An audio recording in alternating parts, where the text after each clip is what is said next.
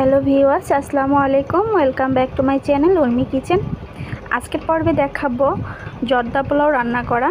তো কিভাবে খুব সহজে বাসায় বসে বাসমতি চাল দিয়ে আপনারা জর্দা পোলাওটা রান্না করবেন সেই ভিডিওটি দেখাবো।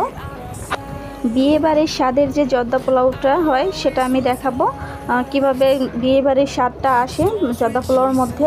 আর খেতে কিন্তু একদম সেম বিয়েবাড়ির মতো হয়।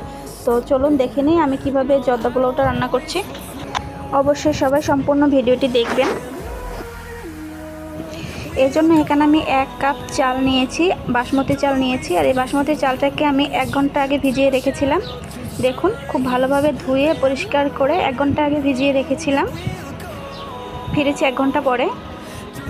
এখন একটা ছাঁকনির সাহায্যে আমি ছেঁকে নিচ্ছি। দেখুন, সম্পূর্ণ পানিটা যাতে ঝরে যায় এই জন্য। এখানে নিয়ে নিয়েছি একটা প্যান। এখন এর মধ্যে আমি নিয়েছি, দেখুন, পুরা ভর্তি পানি নিয়েছি। আমি পুরো একটা প্যান ভর্তি পানি নিয়েছি। এখানে আমি দিয়ে দিয়েছি 2 টুকরা দারচিনি, 2 টুকরা তেজপাতা, 2 টুকরা এলাচ আর 2-3 টুকরা লং। এখন এখানে দিয়ে দেবো জর্দার রং, কালারটা আসার জন্য, জর্দা যে কালারটা হয় সেটার জন্য। আর এটা কিন্তু সবসময় আপনারা চেষ্টা করবেন ঠান্ডা পানিতে মেশানোর জন্য। জর্দার রঙটা আপনারা যদি গরম পানিতে মেশাতে চান তাহলে কিন্তু এই জর্দার রঙটা ভালোভাবে মিশবে না, একটা ছড়া ছড়া হয়ে থাকবে। তো এই জন্য আপনারা সবসময় চেষ্টা করবেন ঠান্ডা পানিতে মিশিয়ে নেওয়ার জন্য। এখন আমি এই পানিটাকে বলক ওঠা পর্যন্ত অপেক্ষা করছি।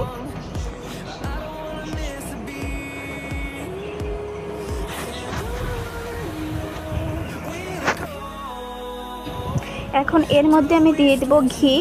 দেখুন, এখানে আমি কিছু ঘি নিয়েছি, ঘিটাকে আমি দিয়ে দিলাম।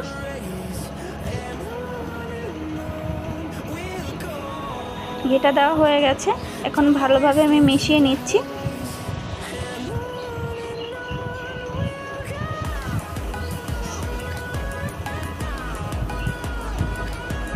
ঘিটা খুব ভালোভাবে মিশিয়ে নিতে হবে।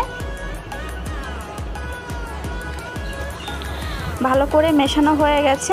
আমি কিন্তু ঠান্ডা অবস্থাতে ঘিটা মিশিয়ে নিয়েছি। এখন বলক ওঠা পর্যন্ত অপেক্ষা করছি। এখন একটা ঢাকনা দিয়ে ঢেকে দিলাম।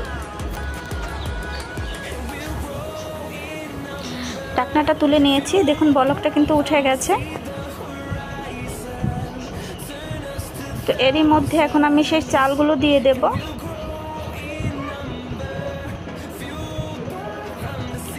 চালগুলো দিয়ে দিচ্ছি। আর এই চালটাকে কিন্তু আপনারা বেশি নাড়াচাড়া করতে যাবেন না, তাহলে কিন্তু চালটা ভেঙে যাবে। আর এই চালগুলো কিন্তু এমনিতে একটু বড় বড় হয়, এই জন্য প্রথমে খুব ভালোভাবে মিশিয়ে নিচ্ছি।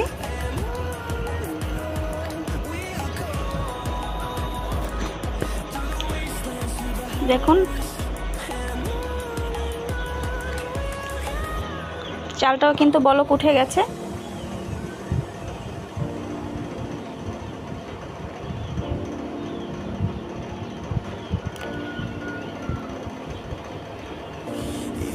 খুব তাড়াহুড়া করে কিন্তু নাড়াচাড়া করা যাবে না, একটু ধীরে ধীরে আস্তে আস্তে কিন্তু নাড়াচাড়া করতে হবে। দেখুন, চালটা কিন্তু প্রায় ফুটে গেছে। এটা কিন্তু 90% সিদ্ধ করে নিতে হবে, 90 থেকে 95% সিদ্ধ করে নিতে হবে। পুরোপুরি সিদ্ধ করা যাবে না, আর একেবারেও কম সিদ্ধ করা যাবে না। যদি আপনারা একটু কম সিদ্ধ করেন তাহলে যখন শিরায় ভিজাতে যাবেন তখন কিন্তু চালটা শক্ত হয়ে যাবে। আর যদি বেশি ফুটানো হয় তাহলে কিন্তু গলে যাবে। তো মিডিয়াম তো হয়ে গেছে কিন্তু। এখন আমি একটা ছাঁকনিতে সেঁকে নিচ্ছি। আর এখানে যে এক্সট্রা মশলাগুলো আমি ব্যবহার করেছিলাম সেগুলো ফেলে দিচ্ছি, কারণ খাবার সময় যদি এগুলো দাঁতের নিচে পড়ে তাহলে কিন্তু খুবই খারাপ লাগে। এই জন্য আমি সব মশলাগুলো ফেলে দিয়েছি। দেখুন, বেছে বেছে ফেলে দিতে হবে। আর এটাকে একটু ছাঁকনির সাহায্যে সেঁকে একটা ফ্যানে রাখতে হবে যাতে এটা ভাপে গলে না যায়, এই জন্য। তো এখানে একটা প্যান বসিয়ে দিয়েছি, দেখুন। আর প্যানের মধ্যে আমি এখানে দিয়ে দিচ্ছি কিছু ঘি, দিচ্ছি কিছু বাদাম কুচি। আপনারা চাইলে যে কোনো বাদাম এখানে ব্যবহার করতে পারেন। দিচ্ছি কিছু কালো কিশমিশ। এখন এগুলোকে আমি খুব ভালোভাবে একটু ভেজে নিচ্ছি। এটা বেশি ভাজা যাবে না, একটু মিডিয়াম করে ভেজে নিতে হবে। হালকা লাল হলে নামিয়ে নিতে হবে। দেখুন, ভেজে নেওয়া কিন্তু প্রায় হয়ে গেছে। এখন নামিয়ে নিচ্ছি।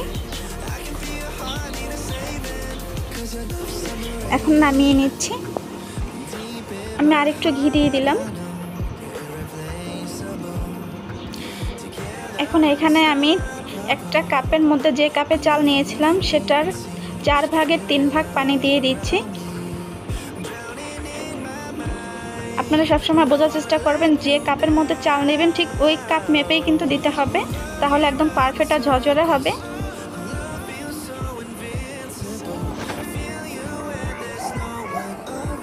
এখন দিয়ে দিচ্ছি 1 কাপের মতো চিনি। এই 1 কাপ চাল আমি নিয়েছিলাম, আমি 1 কাপ চাল নিয়েছি তাই 1 কাপ চিনি দিয়ে দিলাম।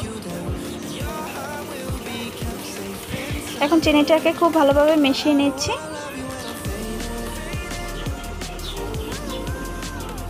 এখানে দিচ্ছি লবণ স্বাদ মতো।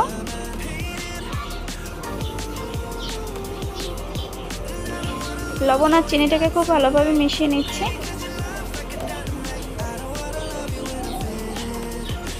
এখন সেই জর্দাগুলো আমি দিয়ে দিচ্ছি। দেখুন এখন সেই চালগুলো আমি দিয়ে দিলাম।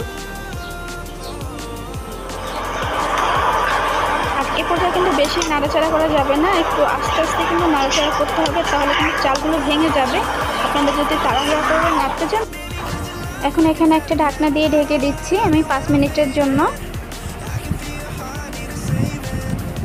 দেখুন 5 মিনিট হয়ে গেছে। এখন এখানে আমি কিছু কেওড়ার জল ব্যবহার করব, আর এই কেওড়ার জলেই কিন্তু বিয়েবাড়ির সাদা যে ঘ্রাণটা আসে ওটা কিন্তু আসে।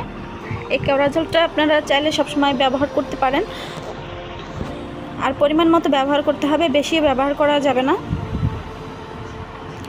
এটা একদম বিয়েবাড়ির সাদা যে ফ্লেভারটা আসে ওটা চলে আসবে।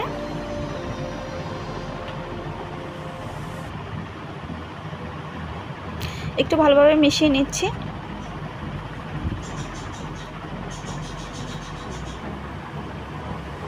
আবারও ঢাকনা দিয়ে ঢেকে দিচ্ছি 10 মিনিটের জন্য। এখন এখানে কিছু কমলা নিয়েছি, দেখুন কমলার রসগুলো আমি বের করে নেব। ফিরছি 10 মিনিট পরে।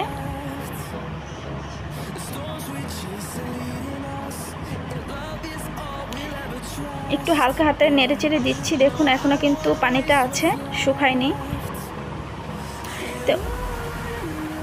তো এরই মাঝে এখন আমি সেই কমলার রসগুলো দিয়ে দেব।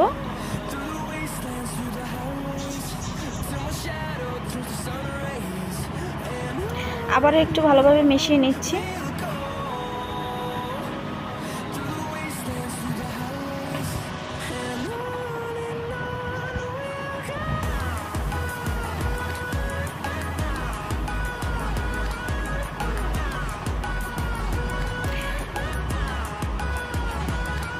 মেশানো হয়ে গেছে, এখন আবার ঢাকনা দিয়ে ঢেকে দিচ্ছি।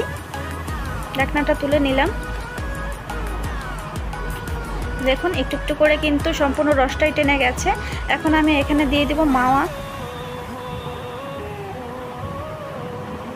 দেখুন আমি এখানে নিজ হাতে এই মাওয়াটা তৈরি করেছি, আপনারা চাইলে এটা আমার চ্যানেলে দেওয়া আছে, আপনারা চাইলে দেখে নিতে পারেন। আর এটাকে ইনস্ট্যান্ট মাওয়া বললেও চলে, এটা আমি অল্প সময়ের মধ্যে তৈরি করেছি, আমার চ্যানেলে দেওয়া আছে, আপনারা চাইলে দেখে নিতে পারেন।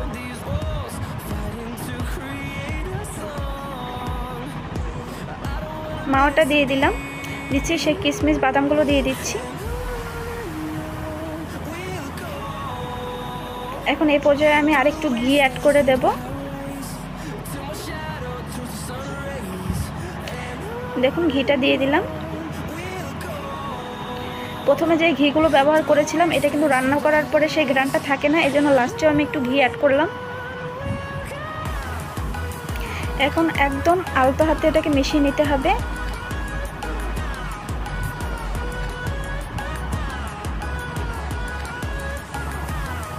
দিয়েছি মোরব্বা। এই মোরব্বাটা কিন্তু আমি নিজ হাতে তৈরি করেছি, এটা চ্যানেলও এটার ভিডিওটাও কিন্তু আমার চ্যানেলে দেওয়া আছে, আপনারা চাইলে দেখে নিতে পারেন।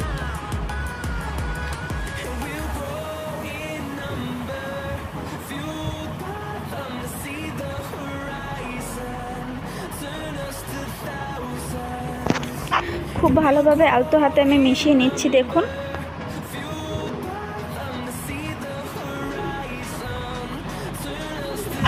এখন এখানে আমি সেই ছোটো ছোটো মিষ্টিগুলো অ্যাড করে দিচ্ছি, আর এখানে যতটা মিষ্টি আর মোরব্বা হবে তত কিন্তু খেতে ভালো লাগবে। রান্নাটি হয়ে গেছে আর আপনাদেরকে পরিবেশন করে দেখাচ্ছি কতটা সুন্দর আর পারফেক্ট হয়েছে। তো দেখুন কতটা সুন্দর আর পারফেক্ট হয়েছে, আপনারা দেখে বুঝতে পারছেন। তো বন্ধুরা, আমার এই ভিডিওটি যদি আপনাদের ভালো লাগে দয়া করে এটা সাবস্ক্রাইব করে দেবেন আর বেল বাটনে ক্লিক করে সবসময় আমার পাশে থাকবেন। আর আমার এই ভিডিওটি কেমন হয়েছে অবশ্যই কমেন্টসে জানিয়ে দেবেন।